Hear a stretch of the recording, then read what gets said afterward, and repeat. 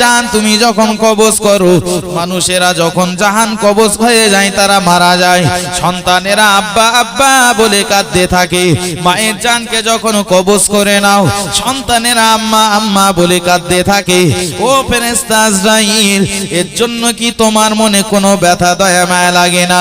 আজরাইল আলাইহিস সালাম বলেছিলেন, আল্লাহ ও রব্বুল আলামিন, আল্লাহ আমি হলাম আপনার হুকুমের গোলাম, আমার আবার কেন দয়া মায়া লাগবে আল্লাহ? আল্লাহ পাক বলেছিলেন, আজরাইল তুমি কি মনে রাখো, তুমি কি জানো না মানুষেরা কত হা হুতাশ করে? এটা দেখার পরেও তোমার কি মনে কখনো কষ্ট হয় না? আজরাইল আলাইহিস সালাম বলেছিলেন, আল্লাহ দুটো জায়গাতে আমি আজরাইল জাহান কবজ করতে যে আমি ব্যথা পেয়েছিলাম। আল্লাহ বললেন, বলো কোন দুই জায়গায়? আজরাইল আলাইহিস সালাম বললেন, আল্লাহ বিরাট সমুদ্রের মাঝখানে একটা কাঠের তক্তা ভাসে, ওই কাঠের তক্তার উপরে একটা নারী বসে রয়েছে, আর আপনি আমাকে হুকুম করলেন, আজরাইল যাও চলে যাও, ওই নারীর জানটা তুমি কবজ করে নিয়ে চলে আসো। ও রব্বুল আলামিন, আল্লাহ আমি গেলাম, দেখতে পেলাম কাঠের তক্তার উপরে নারী বসে রয়েছে ঠিক, কিন্তু ওই কাঠের তক্তার উপরে আর একটা সুদর্শন সন্তান, শিশু সন্তান বসে রয়েছে। আল্লাহ আপনি বললেন একটা নারী থাকবে, কিন্তু তো আছে দুজন।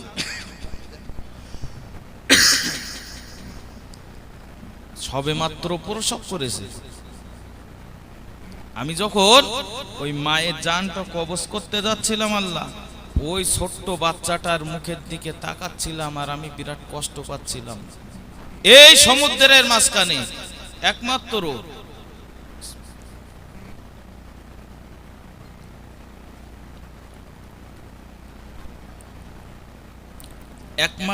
তার মা তার সহায় আছে, চতুর্দিকে তো পানি, তক্তার উপরে তার মা ছাড়া আর দ্বিতীয় কেউ নেই।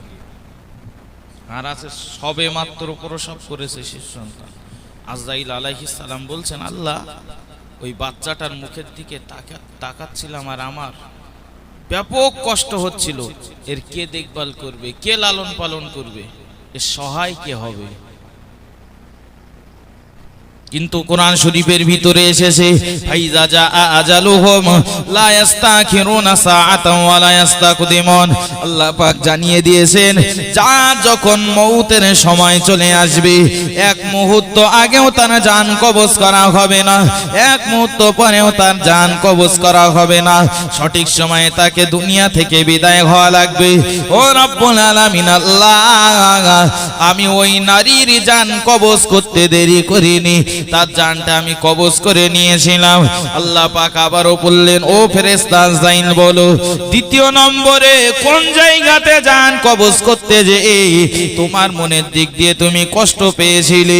আজরাইল আলাইহিস সালাম বলেন, আল্লাহ ও রব্বুল আলামিন দ্বিতীয় নম্বরের জায়গা হলো আপনার সঙ্গে পাল্লা দিয়ে সাদ্দাত নকল জান্নাত তৈরি করেছে। আল্লাহ সে নিজেকে খোদা বলে দাবি করেছে, তাকে যে বলবে একমাত্র তাকে বলবে সে আল্লাহ, ওই সাদ্দাত তাকে নকল জান্নাতে দিয়ে দেবে।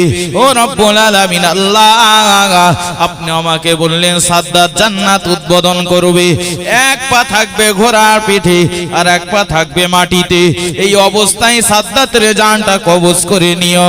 রব্বুল আলামিন, আল্লাহ আমি দাঁড়িয়ে থাকলাম জান্নাত উদ্বোধনের সময়তে, আর আজরাইলের এক পা মাটিতে রয়েছে আর এক পা ঘোড়ার পিঠে রয়েছে। আমি বললাম, আমি আজরাইল তোমার জান কবজ করতে এসেছি। সাদ্দাত বলে, আমাকে একটা মুহূর্ত সময় দেয়া হোক। ও ফেরেশতা আজরাইল, আমার একটু মুহূর্ত সময় দেয়া হোক, আমি আমার সাথে তৈরি করা নকল জান্নাতটা দেখে আসি।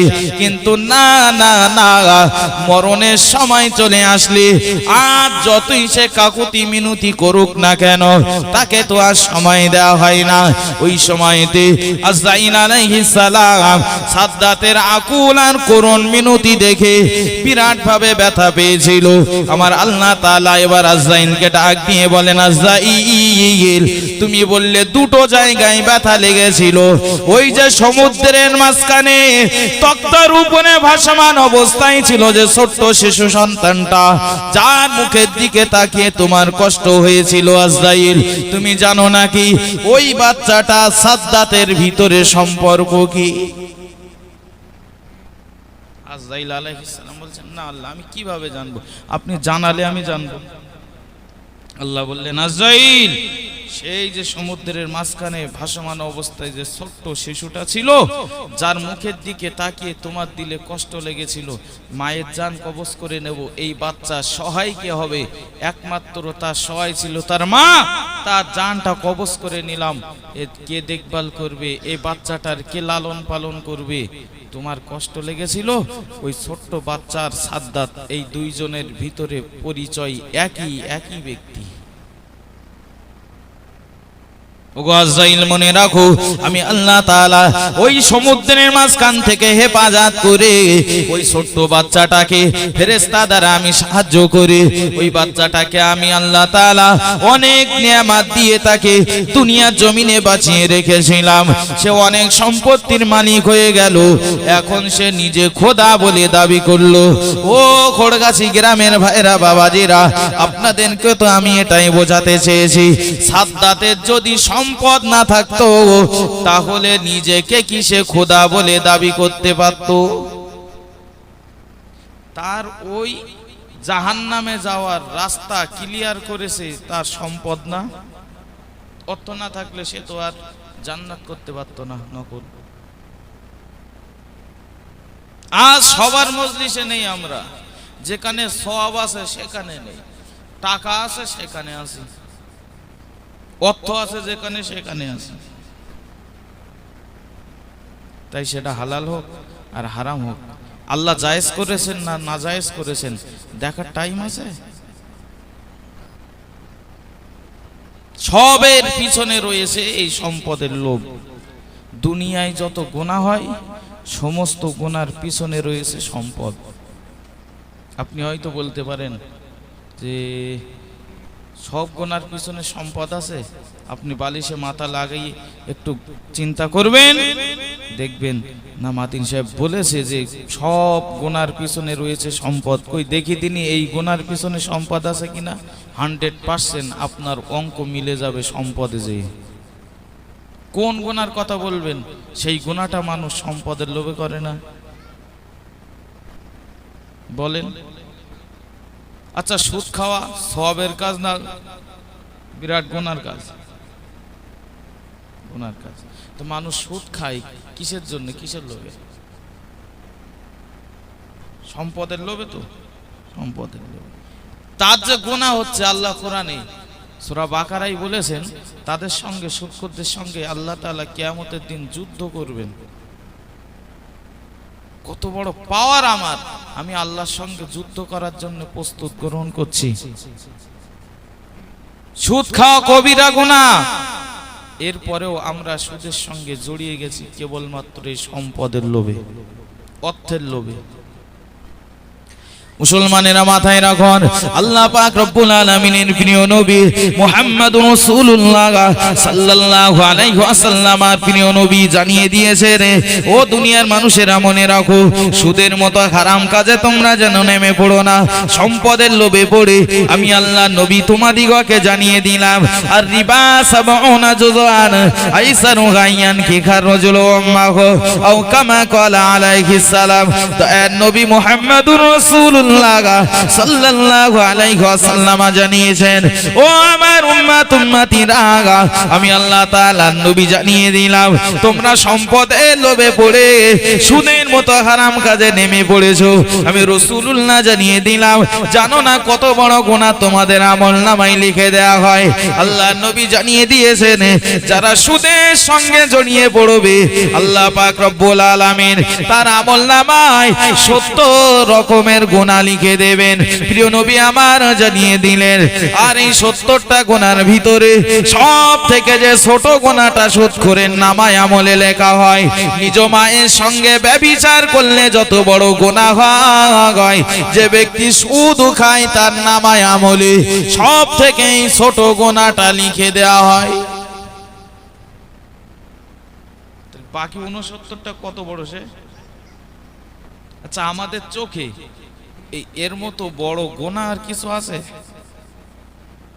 নবী বললেন যে একটার গুনার কথা বলছি, সব থেকে ছোট গুনাহ এটা। সম্পদের লোভে পড়েছো, 1 লাখ টাকা আছে সুদে খাটিয়ে 2 লাখ হবে, 5 লাখ আছে সুদে খাটিয়ে ভুলে ভেবে 10 লাখ হবে, এই লোভ তো। তবে বলো গুনাহ এতটা, আর সেই গুনাহটা আজ আমাদের সমাজে ছড়িয়ে গেছে, একদম প্রত্যেক বাড়িতে বাড়িতে প্রায় ছড়িয়ে গেছে। সুদ নামীয় এই হারাম। সুদের মাল খেয়ে নামাজ পড়লে নামাজ কবুল হবে না, সুদের মাল খেয়ে রোজা রাখলে রোজা কবুল হবে না, সুদের মাল খেয়ে যে ইবাদত করি না কেন আল্লাহর কাছে কবুল হবে না। তার কারণ যে কোনো ইবাদত কবুল হওয়া শর্ত হলো একটা, সেটা শরীর পাক হওয়া, তাই না? শরীর পাক হওয়া। এখন আমি সুদের মাল খেয়েছি, আর আমার গায়ে যে জামাটা পরেছি মদিনা শরীফ থেকে নিয়ে আসা, আবে জমজমের পানি দিয়ে গোসল করেছি, ইন্টারন্যাশনাল লাক্স সাবান মেখেছি, ও পণ্যায় আমার পরিষ্কার হলো। আমার বিবি সে মহিলা সমিতি করিল, টাকা উঠেছে, ওই টাকা দিয়ে খাওয়া দাওয়া করে জুম্মার নামাজ পড়তে গেছি। ওপর পাক হয়েছে, ভেতর পাক আছে, টোটালটাই তো আমার পাক করতে হবে। আর পুরুষরা যদি শতকরা 5 জন সুদ খাচ্ছে, এখন মা বোনেরা তারা 95% এ সুদের সঙ্গে জড়িয়ে পড়েছে। এ খড়গাছি খায়, মেয়েরা খায়, মহিলা সমিতি গেলছে, জীবনের টাইম নেই।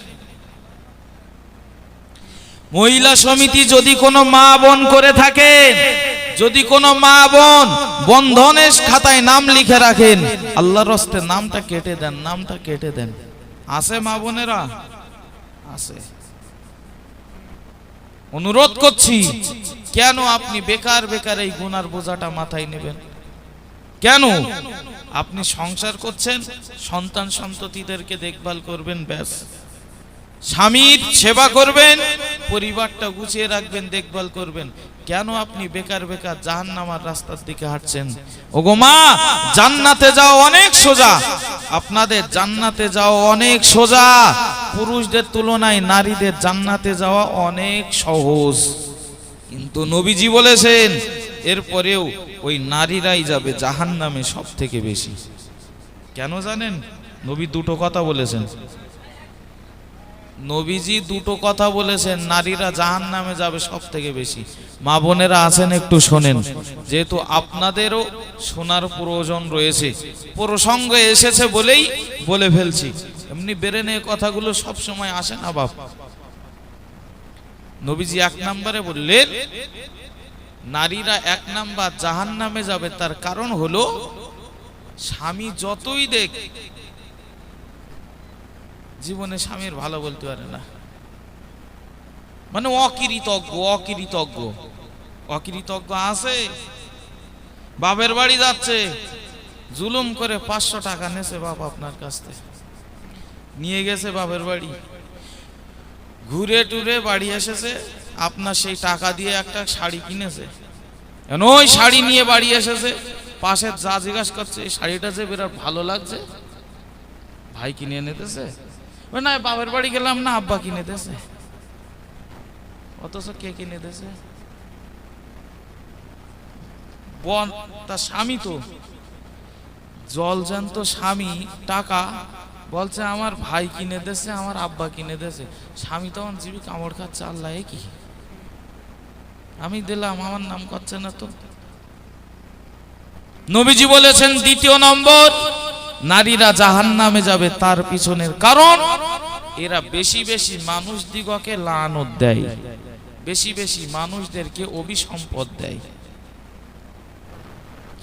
আল্লাহ পাকের প্রিয় নবী মুহাম্মদুর রাসূলুল্লাহ সাল্লাল্লাহু আলাইহি ওয়াসাল্লাম হাদিস পাকের ভিতরে জানিয়ে দিলেন, ও দুনিয়ার নারীরা, আমি রাসূলুল্লাহ তোমাদিগকে জানিয়ে দিলাম তোমরা জান্নাতে যাবে কতটা সহজ মনে রাখো। ও মা বোনেরা মনে রাখো না, আল্লাহর নবী জানিয়ে দিয়েছেন দুনিয়ার কোন নারী যদি চারটে গুণওয়ালা বিশিষ্টা হয়ে থাকে জান্নাতে যাওয়া তার অনেক সোজা ব্যাপার। শুধু তাই নয়, সে জাহান্নামে তো যাবেই না, বরং চারটে গুণ করে নিয়ে যদি আসতে পারে হাসনের ময়দানে দাঁড়িয়ে থাকবে আর জান্নাতের 8টা দরজা ওই নারীর জন্য অপেক্ষা করবে। জোরে বলেন সুবহানাল্লাহ, আরো জোরে বলেন সুবহানাল্লাহ। নবী আমার 1 নম্বরে জানিয়ে দিলেন যে নারী 5 ওয়াক্ত নামাজ আদায় করবে। দ্বিতীয় নম্বরে জানিয়ে দিলেন যে নারী রমজান শরীফ মাসে রোজা রাখবে। 3 নম্বরে গুণ নবীজি জানিয়েছেন ওই নারীর জন্য জান্নাত অপেক্ষা করছে যে নারী তার স্বামীর আনুগত্য স্বীকার করে চলে। 4র্থ নম্বরে গুণ হলো ওই নারীর জন্য জান্নাত অপেক্ষা করছে যে নারী সে পর্দার সহিত চলবে, সতীত্বকে হেফাজত করে চলবে। আল্লাহ নবী জানিয়ে দিলেন এই 4টে গুণ যদি কোন নারীর ভিতরে থাকে ওই নারী কিয়ামতের দিন দাঁড়িয়ে থাকবে আর জান্নাতের 8টা দরজা ওই নারীর জন্য খুলে যাবে। জোরে বলেন সুবহানাল্লাহ, আরো জোরে বলেন সুবহানাল্লাহ। ও ভাইরা বাবাজিরা, বর্তমান জামানাতে অনেক মা বোনদেরকে লক্ষ্য করতে পারা যাবে 5 ওয়াক্ত নামাজ পড়ে থাকেন, 5 ওয়াক্ত নামাজ আদায় করে থাকেন। রমজান মাসে অনেক মা বোনেরা রোজা রেখে থাকেন, কিন্তু নবীজি জানিয়ে দিলেন 3 নম্বরে গুণ হলো স্বামীর আনুগত্য স্বীকার করা। ও ভাইরা বাবাজিরা, বর্তমান জামানাতে স্বামীর আনুগত্য স্বীকার নারীরা করছে না পুরুষেরা তার স্ত্রীর আনুগত্য স্বীকার করছে? কথা বলেন। নবী বলেছেন নারীরা তার স্বামীর আনুগত্য স্বীকার করবে, এখন উল্টো চলছে না? স্বামীরা তার নারীর করছে তো। স্বামীর কথা শুনে শুনে যদি শুনতো তাহলে ওই নারীর জান্নাতে যাওয়া অনেক সহজ। কিন্তু এ জামানায় দেখছি স্বামীর অবাধ্য, স্বামীর কথা নেয় না। বাপের বাড়ি থেকে ফোন করেছে, এই একটু ঘুরে যা। এখন কি করবে? স্ত্রী স্বামীর বলছে শোনো বড় ভাই ফোন করেছিল, তো কি বলে? তো বলছে আমার যেতে বলছে। চলো এক কাজ করো, আগামীকাল আমরা যাই, আগামীকাল ঘুরে আসি। তো বলছে স্বস্তি বললাম না।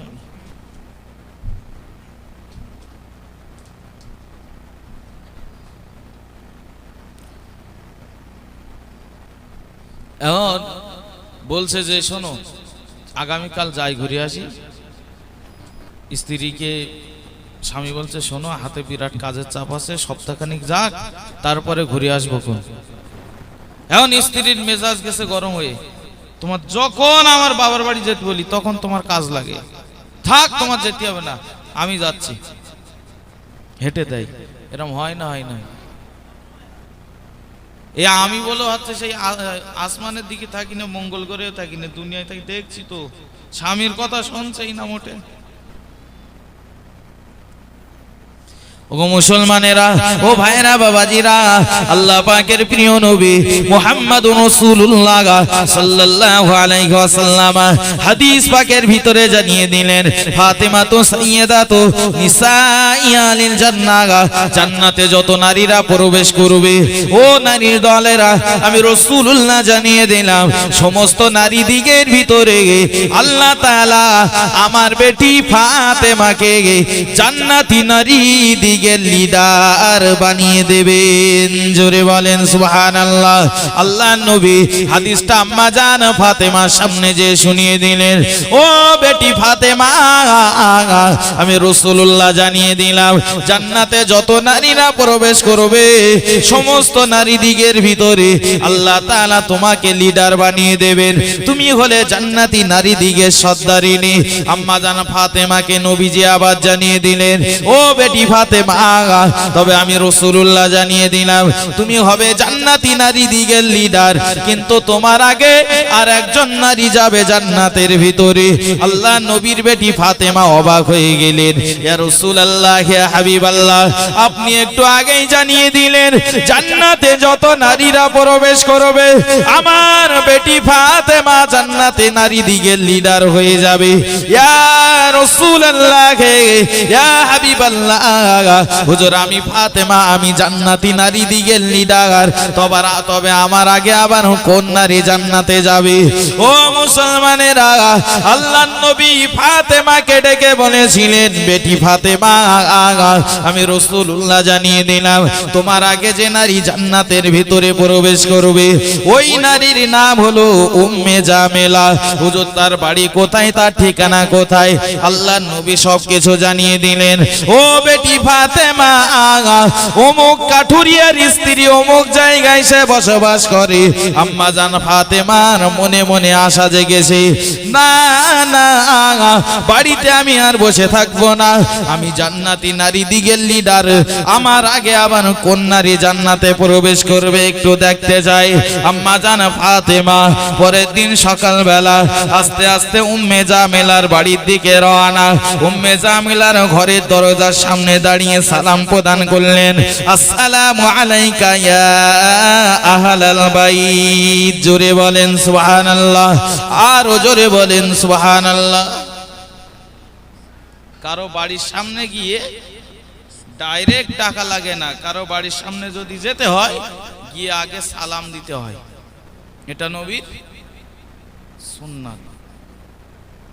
আমরা দেই সালাম, ও হুজুরে ডেকে, হুজুর একটু তাবিজ করে দেন। কেন না, বাড়ি ঢুকলেই অশান্তি, বাড়ি ঢুকলেই অশান্তি, স্বস্তি পাইনি, বাড়ি পা রাখবো ঝামেলা শুরু। ওই লেদের দোকানে গেট গ্রিল তৈরি হয় না, ঝালাই করে কি মেশিন, ওই মেশিন ধরার সাথে সাথে চিড়িক মেরে ওঠে। হুজুর ঢুকলেই ওই রকম জন্য ঝালাই করছে, অশান্তি, একটু কিছু করে দেন। আমি বললাম বাড়ি যেয়ে আপনি সালাম দেন, সালাম দিলে এমনি বাড়িতে রহমত নাজিল হবে। জোরে বলেন সুবহানাল্লাহ। সালাম মানে কি? আল্লাহ তোমার উপর শান্তি বর্ষণ করুক। আমি আমার স্ত্রীকে সালাম দিলাম, আমার স্ত্রী আমাকে সালাম দিলেন, সন্তান আমাকে সালাম দিলেন, আমি সন্তানকে সালাম দিলাম, আল্লাহ কবুল করে নেবে। আমরাই তো বলছি আল্লাহ তোমার উপর রহমত নাজিল করুক, আল্লাহ কবুল করে নেবে, বাড়িতে এমনি শান্তি নাজিল হবে। মন খুলে বলেন। আর সেই সালাম আজ উঠে গেছে আমাদের মাঝখান থেকে। আজে মজলিসে বসে একটা আমল যদি শিখে যেতে পারি আমরা, একটা আমল, সার্থকতা হবে মজলিসে বসার। যে মাতিন সাহেব বলে গেছে সালাম দিতে হয় বাড়িতে গেলে, আজ থেকে বাড়ি যাব, বাড়িতে যেই সালাম দেব ইনশাল্লাহ, বাড়িতে যেয়ে আমরা সালাম দেব তো ইনশাল্লাহ। আমার বক্তব্য বুঝতে অসুবিধা হচ্ছে আপনাদের? আমার বক্তব্য যার বুঝতে অসুবিধা হবে, দুনিয়ায় কারোর বক্তব্য সে বুঝতে পারবে না, এটা আমি গর্ব করে বলতে পারি। কারণ ওই যে 7 তলার ওয়াজ আমি ধরেছি আর ডুবিয়ে দিয়ে ছাড়বো, সেরকম বক্তা আমি না। বলো, এমন কথা বলি না যে কথা মানুষ বুঝবে না। আপনারাও সময় ব্যয় করে এসেছেন, আমিও আমার সময় ব্যয় করে কষ্ট করে কথাগুলো বলছি। সত্যিই আমার কথা বলতে খুব কষ্ট হচ্ছে, এরপরেও যদি আপনারা আমার কথার সঙ্গে কথা বলেন, কষ্ট হলেও আমার কষ্ট মনে হবে না। যদি ঝিম ধরে বসে থাকেন না, মনে হবে বুঝতে পারছে কি পাচ্ছে না তার ঠিক নেই, কি হচ্ছে, এতে আমার মনের দিক, দিলের দিক থেকে কষ্ট লাগে। আপনারা সজাগ হয়ে অ্যাক্টিভ হয়ে যদি আমার সঙ্গে কথা বলেন না, আমার মন চাইবে আরো ভালো ভালো কিছু কথা বলি, কারণ নিচ্ছে তো। কি বলছিলাম? আজ থেকে বাড়িতে যে এই মজলিস থেকে এই আমলটা শিখে যাব, বাড়ি গেলেই সালাম দেব ইনশাল্লাহ। সবাই একটু বলেন ইনশাল্লাহ। সালাম দেবে, এটা নবীর আদর্শ। সব কতটা হবে জানেন? নবীজি বলেছেন ইসলামকে জিন্দা করতে যে 100 মানুষ শহীদ হয়ে গেছে, 100 মানুষ শহীদ হলে যতটা সব, 100 শহীদের ততটা সব আল্লাহ ওই ব্যক্তির আমল নামায় দিয়ে দেবে যে একটা সুন্নাত জিন্দা করেছে। জোরে বলে, এতটা সব আল্লাহ দিয়ে দেবে। প্রথম অসুবিধা হবে, আমি ভালো জানি অসুবিধা হবে, কিন্তু একদিন অসুবিধা হবে, দ্বিতীয় দিন থেকে আর সমস্যা হবে না। লজ্জা লাগবে বাড়ি যে আপনি আজকে তাবারুক খেয়ে বাড়ি গেছেন, বাড়ি যে স্ত্রী ঘরে আসে গিয়ে সালাম দিচ্ছেন, লজ্জা লাগবে না? স্ত্রী বলে কি ব্যাপার, 18টা বছর তোমার সাথে আমি সংসার করছি, আরে 18টা বছর কোনোদিন আমার কাছে তুমি এসে সালাম দিলে না, হঠাৎ আজকে সালাম দিচ্ছ, কারণ কি চিনতে পারছো না নাকি? তখন একটু লজ্জা লাগবে। স্ত্রী বলবেন শোনেন, মাতিন সাহেব বলে গেছে স্ত্রীর সঙ্গে দেখা হলেও সালাম দিতে হয়, এটা নবীর আদর্শ, নবীজিও দিতেন। দেখবেন পরের বার থেকে আপনারা লজ্জাও লাগবে না, সে কিছু বলবেও না। ফিরে চলুন গোড়ার কথায়। আম্মাজান হযরতে ফাতেমা ঘরের দরজার সামনে দাঁড়িয়ে রয়েছে, আর এদিকে ঘরের ভিতরে উম্মে জামেলাকে সালাম প্রদান করলেন। ঘরের ভিতর থেকে সালামের জবাব চলে আসলো। কে বাইরে দাঁড়িয়ে সালাম প্রদান করেন? ঘরের ভিতর থেকে যেই না আওয়াজটা পেলেন আম্মাজান ফাতেমা, তিনি বললেন আমি হলাম দিন দুনিয়ার বাদশাহ হাবিবুল্লাহ জনাবে মুহাম্মদুর রাসূলুল্লাহ সাল্লাল্লাহু আলাইহি ওয়াসাল্লামের বেটি ফাতেমা এসেছি। যেই না ফাতেমার কথা শুনতে পেলেন, ও ভাইরা বাবাজিরা, ঘরের ভিতর থেকে কান্নার আওয়াজ চলে আসে। ও গো বোন উম্মে জামেলা, আমি ফাতেমা তোমার বাড়িতে এসেছি বলি তুমি কি এর জন্য বিরক্ত হচ্ছ বোন? আমি ফাতেমা তোমার ঘরের দরজার সামনে দাঁড়িয়েছি বলে তুমি কি এর জন্য কষ্ট পেয়েছো বোন? ও বোন উম্মে জামেলা, আমার কথা শোনার পরে কেন তুমি ঘরের ভিতরে কাঁদছো বোন? উম্মে জামেলা জবাব দিয়ে বলেন, ও নবীর বেটি ফাতেমা, আমার নসিব বড় খারাপ, অনেক দিনের ইচ্ছা ছিল, অনেক দিনের শখ ছিল, আল্লাহ পাক রব্বুল আলামিন তিনি যেন ইন্তেকাল হওয়ার আগে একটা বাদ জান্নাতি নারী দিগের লিডারের সঙ্গে আমার দেখা করিয়ে দেন। কিন্তু বোন ফাতেমা, তুমি নিজে আমার ঘরের দরজার সামনে দাঁড়িয়ে, অথচ তোমার সঙ্গে আমার দেখা হচ্ছে না। আম্মাজান ফাতেমা বলছেন, ও বোন উম্মে জামেলা, আমার জন্য তোমার মন কাঁদে, আমার দেখার জন্য তোমার অনেক আশা, জান্নাতে নারীদিগের লিডার আমি, বলছো আমার সঙ্গে অন্তত একবার দেখা করবে, কান্নাকাটি করার কি দরকার আছে? সেই ফাতেমা নিজে তোমার ঘরের দরজার সামনে দাঁড়িয়ে, দরজা খুললেই তো দেখা হয়ে যায়, কথাই যুক্তি আছে না নেই? কান্নার কি দরকার? দরজা খোলো। বলে দরজা খুলতে পারবো না। কেন? উম্মে জামেলা বলেন, আমার স্বামীর কাছ থেকে অনুমতি নিয়ে রাখিনি যে ফাতেমা আসলে তার জন্য দরজা খুলে দেব। জোরে বলেন, আরো জোরে বলেন। আজ আমার মা বোনেদের লাগছে অনুমতি? ও গো না।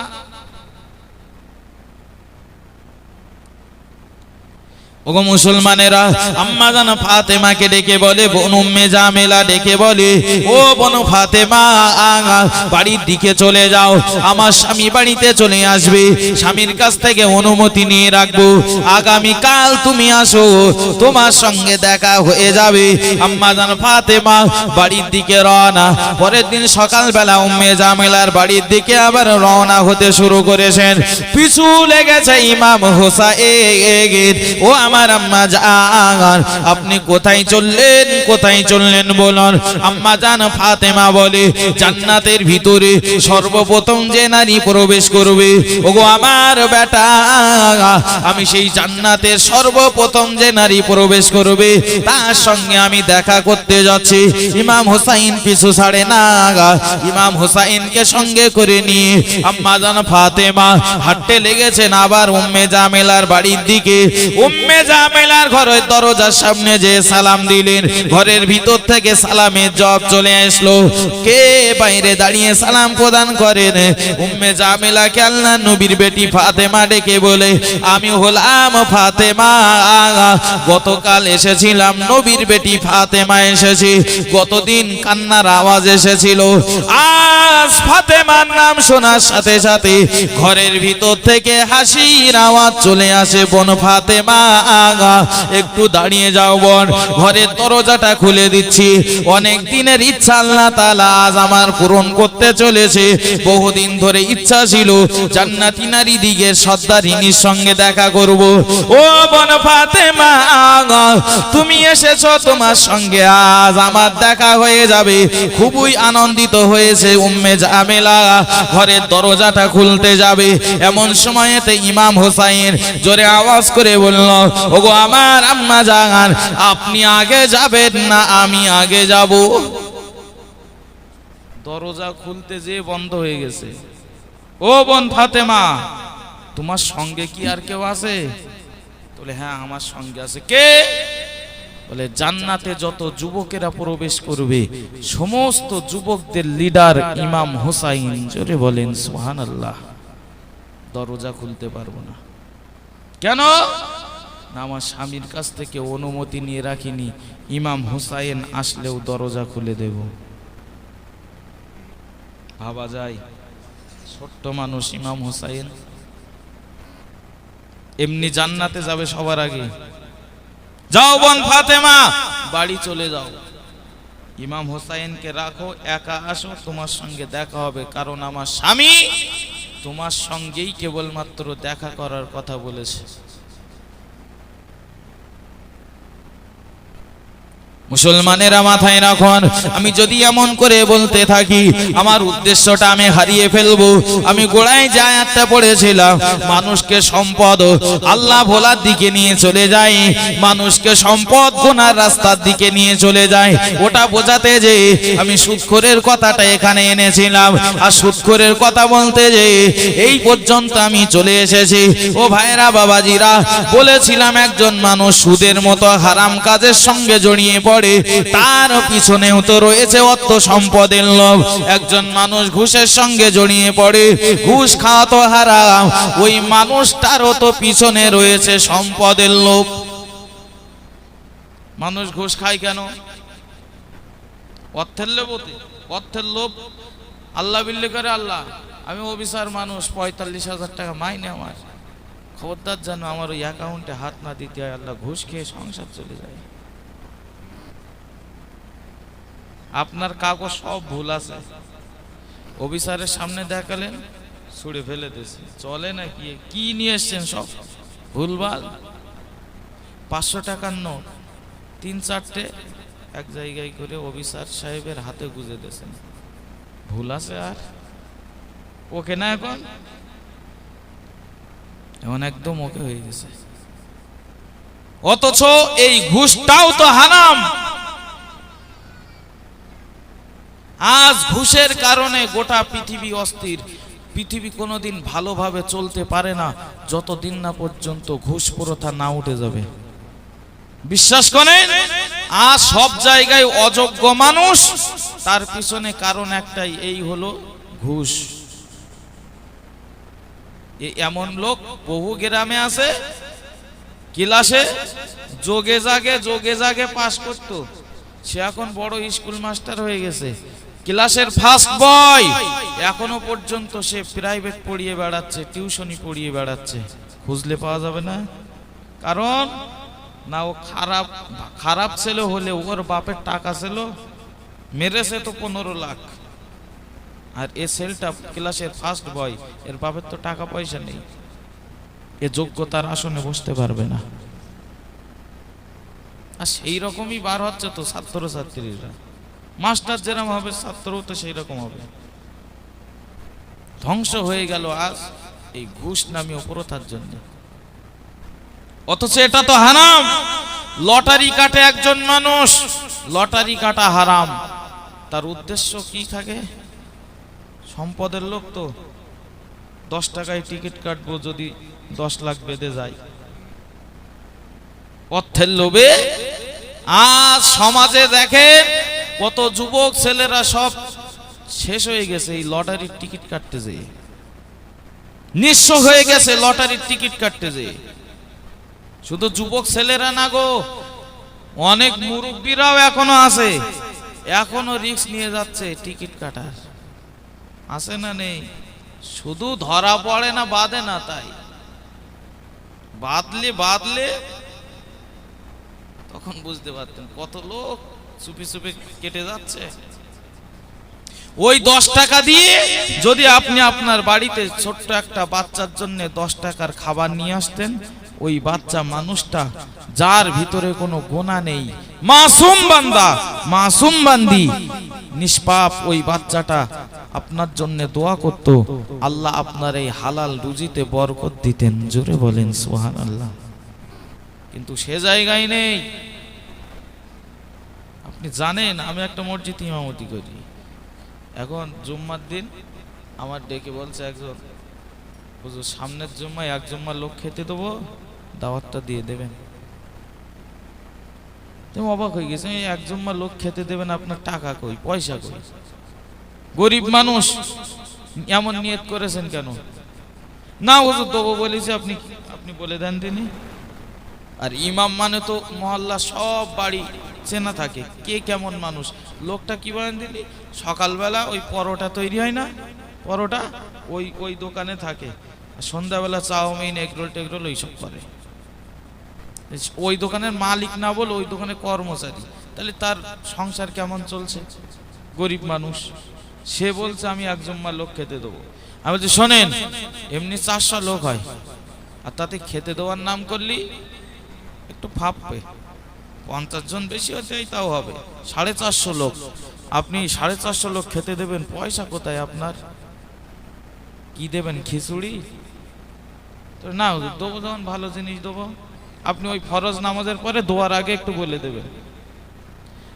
ব্যাপার কি? বহুত দিন পরে আল্লাহর তরফ থেকে খাস রহমত নাজিল হয়েছে হুজুর। বহুত দিন পরে আল্লাহর নেক দৃষ্টি পড়েছে আমার উপরে। একটা লটারির টিকিট কেটেছিলাম হুজুর, আল্লাহ তাতে 2 লাখ টাকা দিয়েছে। তা যে আল্লাহ আমার করুণা করে 2 লাখ টাকা দিয়েছেন, ওই আল্লাহর রাস্তায় যদি কিছু খরচ না করি হয়, শালা তুই দূর হ। তুই নিজে খাই হচ্ছিস, আবার এতগুলো মুসল্লির হারাম খাইয়ে তুই খাই করবি? অবাক ব্যাপার। ওগো ভাইরা বাবাজিরা, কত যুবক ছেলেরা, কত ভাই বাবাজিরা, তারা অর্থের লোভে পড়ে এই হারাম কাজ লটারি নামেও টিকিট কাটার পিছনে ব্যস্ত রয়েছে। ও মুসলমানেরা মাথায় রাখুন, খুব তাড়াতাড়ি বলি আপনাদিগকে, আমি আর বেশিক্ষণ থাকতে পারবো না। 9:30 আমার সময় শেষ হয়ে যাবে। এখান থেকে যেতে হবে আবার সেই পাইক পাড়াতে। ভালো করে মনে রাখুন, তো তড়িঘড়ি 2-1টা কথা বলছি, আমাদের উপকার হয় এমন কিছু কথা। ও মুসলমান মানেরা, ইমাম সাহেবকে ডেকে বলে হুজুর আপনি অমুকের বাড়িতে খাবেন না, আপনি অমুকের বাড়িতে খাওয়া দাওয়া করবেন না। ওই মানুষটা সুদখোর মানুষ, ওই মানুষটা ঘুষখোর মানুষ, ওই মানুষটা লটারির টিকিট কাটে, কিন্তু আপনি ওই আব্দুল সালাম ভাইয়ের বাড়িতে খাওয়া দাওয়া করবেন। ওর কাটিহাট বাজারে একটা কাপড়ের দোকান রয়েছে, তার বাড়িতে খাওয়াই কোনো দোষ নেই। আমি আব্দুল মাতিন একবার নয় 1000 বার বলবো, ব্যবসা করা হালাল হালাল হালাল, কিন্তু আর সমাজটা কোথায় চলে গেছে? সম্পদের লোভে পড়ে আজ এই হালাল ব্যবসাটাকেও আমরা হারাম বানিয়ে নিয়ে ফেলেছি। ও ভাইরা বাবাজিরা, আমি আব্দুল মাতিন কাটিয়াহাট বাজারে চলে গেলাম, আপনাদের ওই আব্দুল সালাম ভাইয়ের কাপড়ের দোকানে। ও ভাই দোকানদার, আমার একটা লুঙ্গি লাগবে, লুঙ্গি দেন। আমার একটা লুঙ্গি দেখে পছন্দও হয়ে গেল। ভাইজান লুঙ্গিটার দাম কত রেখেছেন বলেন? লুঙ্গিটার দাম আমার কাছে বলেছে 250 টাকা, অথচ তার কেনা দাম হলো 150 টাকায়। আমি বললাম আমি দরদাম করব না, পুরোপুরি 200 টাকা দিচ্ছি, লুঙ্গিটা আমাকে দেন। একটা লুঙ্গি বিক্রি করে 50 টাকা লাভ হয় কোনোদিন? 210 টাকায় কেনা আমার, 210 টাকায় কেনা, আপনি 10টা টাকা লাভ দেন, 220 টাকা দেন, এর উপর আর কথা বলবেন না। আল্লাহ শোনেন, আমি দরদাম করতে বসিনি, 200 টাকা দেবো হয় যদি দেন। যখন দেখছে যে কেটে গেল ভাব, চলে গেল ভাব, আর দাঁড়াবে না। এইবার ওই লুঙ্গিটা প্যাক করে আমার হাতে দিয়ে বলে, শোনেন আর কোনো কথা বলবেন না, বৌনি বেলায় এসছেন, প্রথম কাস্টমার, ছেড়ে দেবো না, কেনা দামটাই দেন, 210 টাকা দেন, নিয়ে যান। আমি নিলাম 210 টাকায় লুঙ্গিটা। অ্যাকচুয়ালি ব্যবসা হালাল না? হালাল আছে? আর মিথ্যে কথা বলার কি দরকার? আল্লাহর কি রে, খোদার কি রে, মাল ছুঁয়ে বলছি আমার কেনা দাম এত, বলার কি দরকার? আমি বললো ভাই জিনিসটা আমি এতই বিক্রি করতে পারবো। মিটে গেল। কেনা দাম এত, লাভ হচ্ছে না, গাই যাচ্ছে। হালাল জিনিসটা কেন আমরা আজ হালাল ব্যবসা করতে যে হারাম বানিয়ে নিচ্ছি? আর ওই যে মালটা বিক্রি করলো আমার কাছে, আমি ওই টাকাটা দিয়ে আসলাম 210 টাকা, ও ওই টাকা দিয়ে এবার তো সব কিছু কিনবে, চাল ডাল যা বাড়িতে লাগে সংসারে সব কিনবে, সবাই খাবে তো, ছেলে খাবে, মেয়ে খাবে, স্ত্রী খাবে, সবাই খাবে, সবার গোনা হবে তো। মশলা বলছে না, শরিয়াত বলছে না, গোনা হবে সব ওই লোকের যে উপার্জন করে নিয়ে এসছে। কত বড় বুদ্ধিমান আমরা!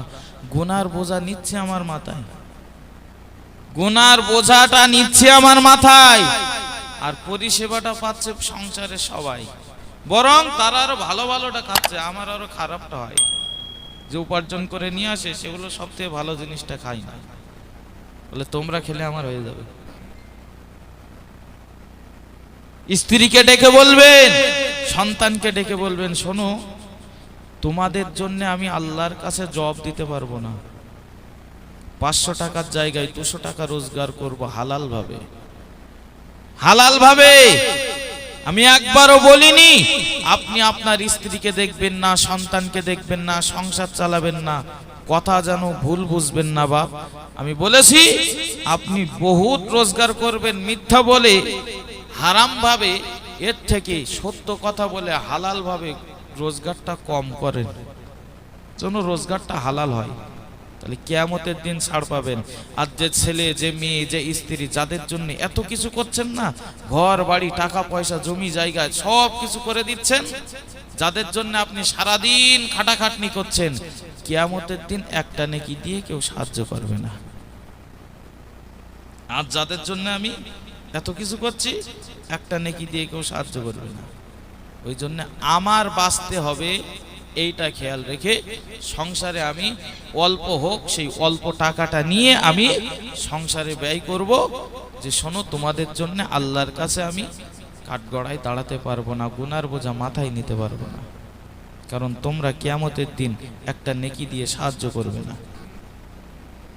ও মুসলমানেরা মাথায় রাখুন, কিয়ামতের ময়দানে আব্বার হাতে জাহান্নামের হ্যান্ডকাপ লেগে যাবে। আব্বা সন্তানকে লক্ষ্য করে বলবে, ও আমার সন্তান সন্ততিরা, দুনিয়ার জমিনে কত কষ্ট করেছিলাম, দিনকে দিন মনে করিনি, রাতকে রাত মনে করিনি, সারা দিন তোমাদের পিছনে খাটাখাটনি করেছি সন্তান, সারা দিন আমি কত উপার্জন করেছিলাম, সব তোমাদের মুখে হাসি ফোটানোর জন্য আজ আমার হাতের দিকে তাকিয়ে তাকিয়ে দেখো জাহান্নামের হ্যান্ডকাপ আমার হাতে লেগে গেছে। মাত্র একটা নেকির অভাবে, একটা নেকি আমাকে দাও তোমরা। দুনিয়ায় কত পয়সা কত টাকা তোমাদের পিছনে খরচ করেছিলাম, কত পরিষেবা দিয়েছিলাম, ভুলে যেও না সন্তানেরা। ও ভাইরা বাবাজিরা, ওই সন্তান আব্বাকে দেখে চিনতে পারবে না, চিনতে পারবে ঠিক, কিন্তু ধরা দেবে না। ধরা দিলেই তো নেকি দিতে হবে। প্রত্যেকের চিন্তা আমার উপায় কি হবে, আমার উপায় কি হবে। ওই স্ত্রীও আপনাকে একটা নেকি দ্বারা সাহায্য করবে না। কোরআন শরীফের ভিতরে মহান আল্লাহ জানিয়ে দিয়েছেন, ও দুনিয়ার মানুষেরা মনে রাখো, ইয়াউমা ইয়াফিরুল মারউ মিন আখিহি ওয়া উম্মিহি ওয়া আবিহি ওয়া সাহিবাতিহি ওয়া বানি। কাল কিয়ামতের দিন, কাল কিয়ামতের দিন বন্ধু বন্ধুকে দেখে চিনতে পারবে না, সন্তান তার পিতাকে দেখে চিনতে পারবে না, পিতা তার সন্তানকে দেখে চিনবে না। এক কথায় প্রত্যেকেই নিজের জন্য ব্যতিব্যস্ত হয়ে পড়বে। ও ভাইরা বাবাজিরা, দুনিয়ার জমিনে কেউ কারো আপন নয়, আপন নয়। আপনার কাছে টাকা থাকলে আপনার বন্ধুর অভাব হবে না, আপনার কাছে যদি অর্থ না থাকে আপনার পাশে কেউ আর আসবে না। যে স্ত্রীকে এতটা ভালোবাসেন, যে স্ত্রীর জন্য আপনি এতটা খাটাখাটনি করছেন, ওই স্ত্রীর সাথে সামান্য পরিমাণে আঘাত লেগে গেছে, সারা জীবন আপনি তার খেদমতে জীবনটা কাটিয়ে দিলেন, স্ত্রীর সাথে সামান্য আঘাত লেগেছে, আপনি প্রত্যেক থানায় যে খোঁজ করলে পাবেন ওই স্ত্রী তার স্বামীর নামে মামলা করেছে থানায়, খুঁজলে পাওয়া যাবে না, যাবে না। যে সন্তানের জন্য সারাটা জীবন আপনি রোজগার করেছেন, সারাটা জীবন ধরে আপনি খাটাখাটনি করেছেন, আপনি নিজে না খেয়ে আপনার সন্তানকে খাওয়ালেন, ঈদের সময়তে আপনার কাছে টাকা নেই, এরপরে ওই সন্তানের মুখে হাসি ফোটানোর জন্য আপনি কত কষ্ট করে তাদের পোশাক কিনে দিয়েছিলেন, কিন্তু আপনার গায়ের জামাটা আপনি কেনেননি ঈদের দিনে। সন্তানেরা বলে, আব্বা আপনার জামা কোথায়? বলে, আমার লাগবে না, আমার পরতে ভালো লাগে না। অথচ তারও তো মন চাই নতুন জামা পরার, কিন্তু মনটাকে সান্ত্বনা দিয়ে বলে, সন্তানের সামনে হাসি মুখে সে অন্য কথা বলে, আমার নতুন জামা পরতে আর ভালো লাগে না। অথচ তার দিলটা তখন ফেটে যায়, আমারও তো মন চাই তো এমন করে নতুন জিনিস পরিধান করার, কিন্তু অর্থ নেই বলে পরতে পারে না। যে সন্তানের মুখে হাসি ফোটানোর জন্য বাপ এতটা কষ্ট করেছে, ওই সন্তানের বিরুদ্ধে সামান্য বলেছে, সন্তানের সাথে সামান্য আঘাত লেগেছে, ওই সন্তান বাপের নামে থানায় মামলা করে এসেছে। আপন কে আপনার? দিতে যতদিন পারবেন ততদিন আপন আছেন। ও মুসলমানেরা, গভীর ভাবে উপলব্ধি করুন ভাইরা বাবাজিরা, করোনা সিজন চলে গেল, কত কত মানুষেরা করোনা রোগে আক্রান্ত হয়ে মারা গেছে। আমরা তো স্বচক্ষে দেখেছি, সংবাদ মাধ্যমে, আমরা সোশ্যাল মিডিয়াতেও দেখেছি, হয়েছে করোনা রোগ, বাপের করোনা রোগে আক্রান্ত হয়েছে, সন্তানেরা আর বাপের আশেপাশে আসে না, পাশে ফেলিয়ে রেখেছে, কেউ কোনো ট্রিটমেন্ট করে না। ওই স্ত্রীকে জীবনের মতো ভালোবাসতো, স্ত্রীও তার পাশে আসে না, মারা গেছে ওইভাবে। কোথায় ডোম রয়েছে ভাড়া করে কবরস্থ করেছে। ঘটিনি ঘটিনি, কে আপন আপনার? সব নেওয়ার জন্য পাগল। সুতরাং সন্তানকে দেখেন, স্ত্রীকে দেখেন, সবাইকে দেখেন, আপনার নিজের ক্ষতি করে নয়, নিজের ক্ষতি করে নয়। মসজিদে আজান হলে নামাজ পড়েন, নামাজ পড়েন। রমজান মাস আসছে আগামীতে, রমজানের রোজাটা রাখেন, নিজের জন্য সবকিছু করেন, আমল করেন। আমার নিজের কাজ আমি করব তখন আল্লাহর হুকুম মানার পরে সময় যতক্ষণ পাবো। এমন কেউ আছে 5 ওয়াক্ত নামাজ পড়ে বলে না খেয়ে মরে গেছে? 5 ওয়াক্ত নামাজ পড়ে বলে ওর খাওয়া দাওয়া হয় না। আপনি চেষ্টা করেন, কাজও হবে নামাজও হবে, চেষ্টা না করলে হবে না। নিয়তটা করেন। কি হবে? এ দুনিয়ার মাল, এ দুনিয়ার সম্পদ, টাকা পয়সা, বাড়ি গাড়ি সব দুনিয়াতেই থাকবে, কবরে বলো কেউ নিয়ে যেতে পারবে না, নিয়ে যায়ও নি আর যাবেও না। কোটি টাকার মালিক আপনি, মারা গেছেন। কোটি টাকার মালিক, এসি ঘরে থাকতেন, মারা গেছেন। আপনার বাড়ির বৌমা বলবে বর্ষাকালে মরে গেছে, এই বারান্দায় যদি রেখে দেওয়া হয় মানুষেরা সব ভিড় করবে, ঘর বাড়িটা পাথর বসানো ঘর, কাদা তাদা লাগিয়ে সব শেষ করে দেবে। অথচ ওই ঘর তৈরি করেছিলেন আপনি কষ্ট করে, গায়ের ঘাম ঝরিয়ে আপনি ওই পাথর লাগানো ঘরটা করেছিলেন আপনার অর্থে। আপনি মরে গেছেন, একটু ঘরের বারান্দায় পর্যন্ত আপনার জায়গা দেবে না দুনিয়ার মানুষ। যাও বাইরে রেখে আসো, নোংরা হবে ঘর, বাইরে রেখে আসবে আপনার। যত বাহাদুরি মরার আগে আপনি উকিল, ব্যারিস্টার, ডাক্তার, মাস্টার, প্রফেসর, মরার পরে সব মানুষের একটাই নাম, সেটা হলো লাশ। মরার আগে আমরা এক দেখে বিচার করি, মরার পরে আর এক দেখে আমরা বিচার করি। সুতরাং আমার বক্তব্য, আপনারা একটু দুনিয়ার থেকে আখেরাতের দিকেও একটু মনোনিবেশ করেন, যেন শুধু এই দুনিয়ার পিছনে চলতে চলতে, অর্থের পিছনে হাঁটতে হাঁটতে হাঁটতে হাঁটতে আজরাইল আলাইহিস সালাম জানটা কবজ করে না নিয়ে যায়। যদি যায় তো সব বিফলে গেল, আল্লাহর কাছে জবাব দিতে পারবো না। সেই দিন মনে হবে কেন দুনিয়ায় একটু নেকি করে আসলাম না। আজ আমার মনে হয় জানেন, মানুষ যেভাবে যে হারে দুনিয়ার পিছনে ছুটছে, হালাল হারাম জায়েজ না জায়েজ দেখছে না। আমার মনে হয় এরা মনে হয় ভেবেছে যে যত টাকার মালিক হবে আল্লাহ তার তত বড় বড় জান্নাত দেবে। কেন এ করে মরবে কেন? মসজিদে নেই, রোজায় নেই। যারা আল্লাহওয়ালা মানুষ, তাদের সামনে রমজান মাস আসছে, বিরাট আনন্দ হচ্ছে না যে রমজান মাসে 2 রাকাত নফল নামাজ পড়বো, 70 রাকাত নফল নামাজের সওয়াব হবে। জোরে বলেন সুবহানাল্লাহ। 1 টাকা দান করলে 70 টাকা দানের সওয়াব। এখন যে আমলই করবে না তার কোনো লাভ আছে? তার আনন্দ হয়ে কি হবে? বরং তার আতঙ্ক হচ্ছে। ছিলাম ভালো, রোজার মাস আসছে, খুব জ্বালাতনের মধ্যে পড়ে যাওয়া। কিন্তু যারা রোজাদার ওদের আনন্দ হচ্ছে, আর যারা বেরোজাদার, রোজা থাকে না, ওদের একটা আতঙ্কের মাস, না যাওয়া পর্যন্ত স্বস্তি পাবে না।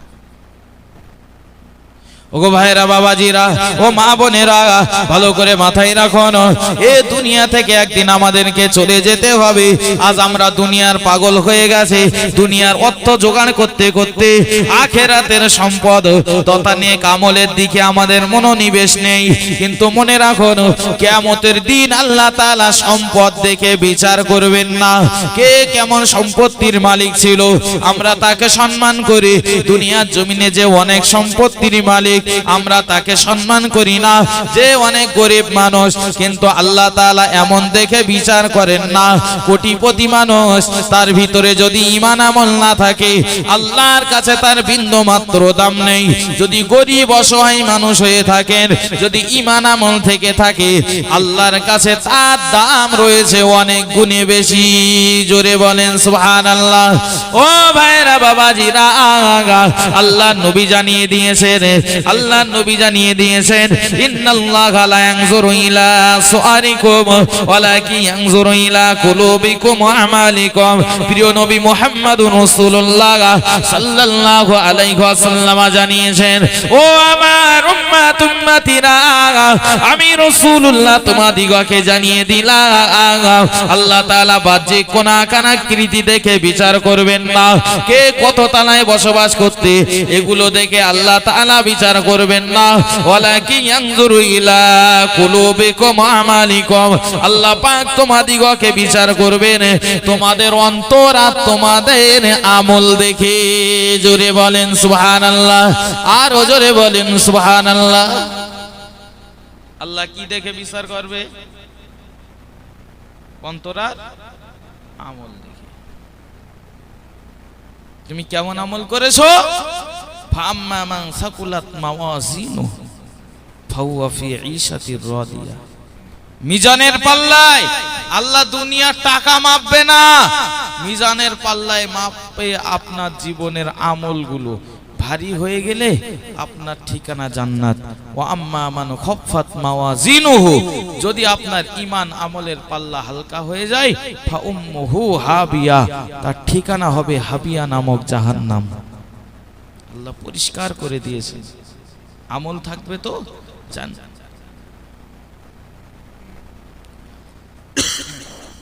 আজ মজলিসে বসে আমরা নিয়াত করি, দুনিয়া বহুত দিনের না, বহুত দিনের না। ভেবে দেখেন, আপনি অনেক খুঁজলে পাবেন। একই সঙ্গে চলেছেন, বসেছেন, উঠেছেন, একই সঙ্গে স্কুলে পড়েছেন।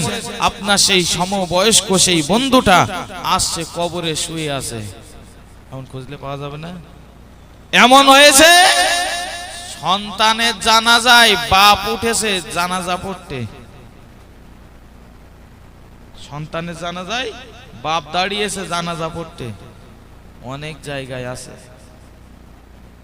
আল্লাহর কাছে শুকরিয়া আদায় করুন। আল্লাহ আপনি তো হায়াত মৌতের মালিক, ইচ্ছা করলে তো আমাকেও তুলে নিতে পারতেন। এতদিন ভুল করেছি আল্লাহ, গুনাহ করে ফেলেছি আল্লাহ, মাফ করে দেন আমাকে। আজ থেকে আমি আর নামাজ ছাড়বো না, আজ থেকে আমি আর গুনার কাজ করব না। আমার আল্লাহ তাআলা জানেন তিনি কত বান্দাদেরকে ভালোবাসেন। আল্লাহ বলেন সব নিয়ামতগুলো তোমরা নাও, সব নিয়ামত গ্রহণ করো বান্দা।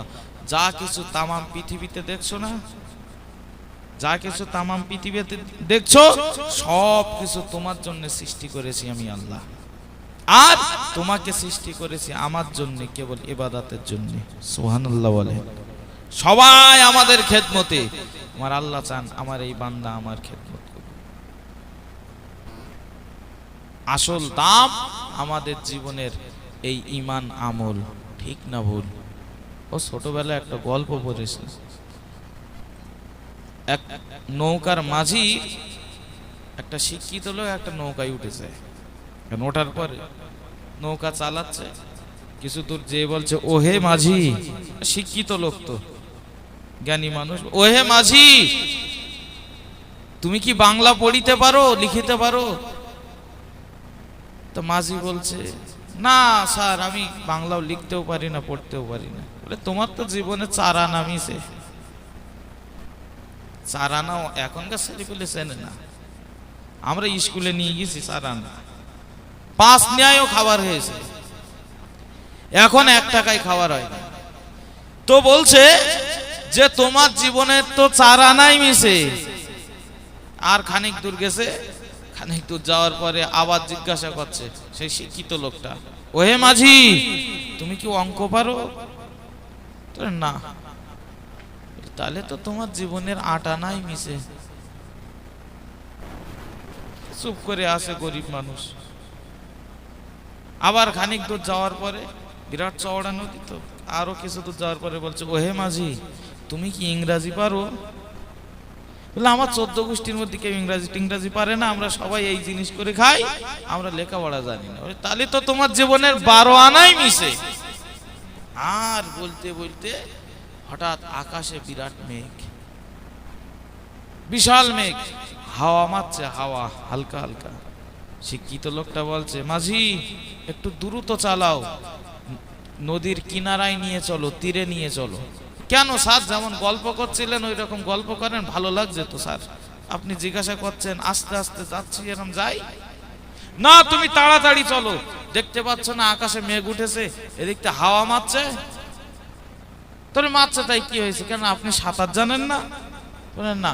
বলে আপনার জীবনের তো 16 আনাই মিশে আছে কি? আমি যত টাকার মালিক হই, যত অর্থের মালিক হই, যত ঘর বাড়ি থাক, 5 কোটি টাকার মালিক হই না কেন, বিরাট জমি জায়গা আছে, সব আছে, যদি ঈমান আমল বেশি না থাকে, আমার জীবনে 16 আনা মিশে কিচ্ছুর দাম নেই, সব মিশে এ দুনিয়া। আমার ওই আখেরাতে লাগবে যেটা, অনন্তকাল থাকবো যেখানে, সেই জিনিসটা আমার আসল বাপ। আল্লাহ সব কিছু দিয়েছেন। ও মুসলমানেরা, ও ভাইরা, বাবাজিরা, আল্লাহ পাক রব্বুল আলামিন আমাদেরকে অনেক সুন্দর করে সৃষ্টি করেছেন। ও আমার বান্দা বান্দিরা, আমি আল্লাহ তাআলা তোমাদেরকে বানিয়েছি কেবলমাত্র আমার ইবাদত বন্দেগী করবে বলে। সব কিছু নিয়ামত তোমরা গ্রহণ করো, সূর্যের আলো, কার্বন ডাই অক্সাইড, হাওয়া বাতাস যা কিছু রয়েছে সব কিছু তোমরা উপভোগ করো বান্দা। তবে যেন আমাকে ভুলে যেও না, তোমরা আমার ইবাদত বন্দেগী করো। আমি আল্লাহ চাই তোমরা এইগুলো নিয়ামত গুলো পাওয়ার পরে আমি আল্লাহ, আমাকে আল্লাহ বলে ডাকো। মসজিদে মুয়াজ্জিন সাহেব যখন আজান দেয়, আমার ঘর মসজিদে এসে আমার হুকুমটা তোমরা আদায় করে নাও। আমি আল্লাহ তোমাদের কাছ থেকে এটাই চাই, এটাই আমার চাওয়া। কিন্তু বান্দারা সব নিয়ামত গুলো উপভোগ করার পরেও ওই আল্লাহ, যে আল্লাহ আমাদেরকে সবগুলো দিয়েছেন, সব কিছু ভুলে যাই আমরা। সব কিছু ভুলে যাই বলে আল্লাহ তাআলা কোরআন শরীফের অপর জায়গায় জানিয়ে দিয়েছেন, ইন্নাল ইনসানা লিরাব্বিহি লাকানুদ।